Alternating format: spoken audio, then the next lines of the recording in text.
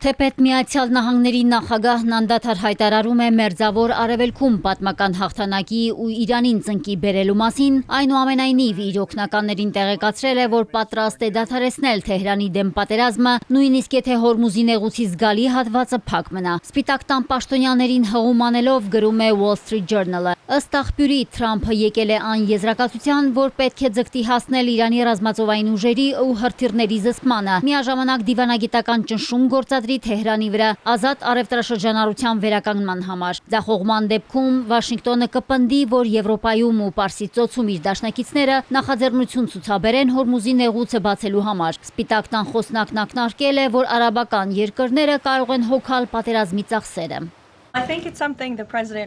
Նախագահը միանգամայն շահագրգիռ է, որ նրանց այդպիսի կոչ անի։ Առաջ չեմ ընկնի, սակայն կասեմ, որ նման միտք նախագահն ուներ։ Թրամփը բազմիցս գովել է ծոցի երկրներին նահանգներին 100% աջակցություն ցուցաբերելու համար։ Նույնը Սպիտակ տան ղեկավարը չի կարող ասել ՆԱՏՕ-ի դաշնակիցների հասցեին։ Վաշինգտոնը հիասթափված է հատկապես Մադրիդից։ Միանգամայն հիասթափեցնող է տեսնել, որ Միացյալ Նահանգների համար այս դժվարին պահերին, երբ վտանգված են ազգային անվտանգությունն ու շահերը, ՆԱՏՕ-ի անդամ Իսպանիան մերժում է մեզ տրամադրել իր օդային տարածքը ու պարծենում է դրանով։ Եթե ՆԱՏՕ-ն միայն Եվրոպան պաշտպանելու համար է, անարդար է, որ դաշինքը հրաժարվում է նահանգներին տրամադրել իր բազաները։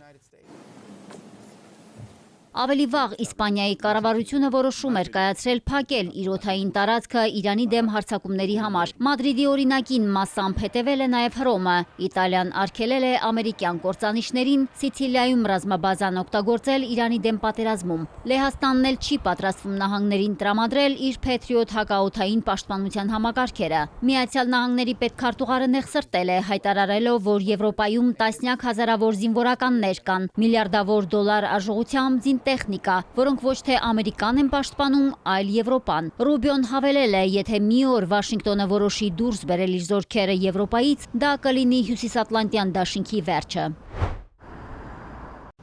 Չնայած ՆԱՏՕ-ի հանդեպ հիասթափությանն ու Թեհրանի հետ դիվանագիտական բանակցություններ վարելու չհաստատվող պնդումներին, նահանգները շարունակում է ռազմական գործողությունները։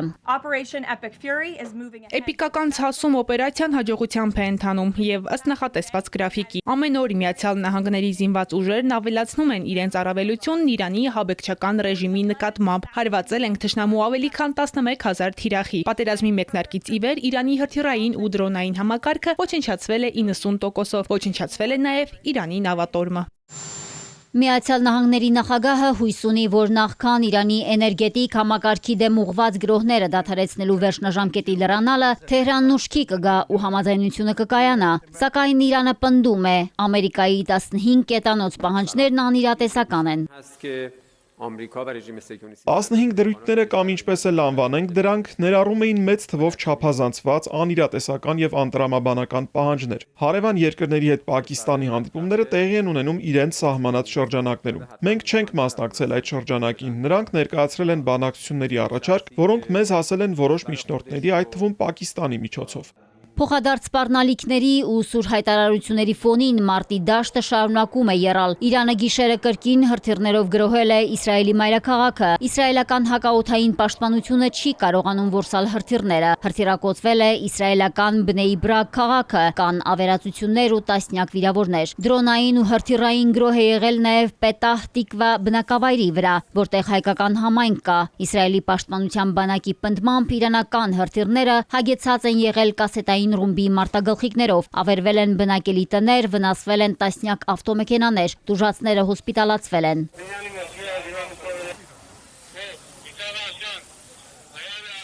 Իրանի նշանառության տակ են նաև ամերիկյան տարածաշրջանային օբյեկտները։ Իրաքյան լրատվամիջոցները հաղորդում են Սոլեյմանիե քաղաքի ամերիկյան համալսարանի վրա հարձակման մասին։ Իրանը հարվածել է նաև Բաղդադում ամերիկյան բազային։ Միաժամանակ Միացյալ Նահանգների կենտրոնական հրամանատարությունը հայտարարել է, որ ինտենսիվ հրթիռակոծել է Իրանի օբյեկտները։ Կրկին թիրախավորվել է Թեհրանը։ Հրթիռային հուժկու հարվածներ են հասցվել նաև Սպահանում Իսլամական հեղափոխության պահապանների կորպուսի զինամթերքի պահեստին եւ այլ օբյեկտներին։ Հարվածների հետևանքով խոշոր հրդեհ է բռնկվել։ Միացյալ Նահանգները Սպահանի վրա հարձակման ժամանակ օգտագործել է 900 կիլոգրամանոց բունկեր բաստեր ռումբեր։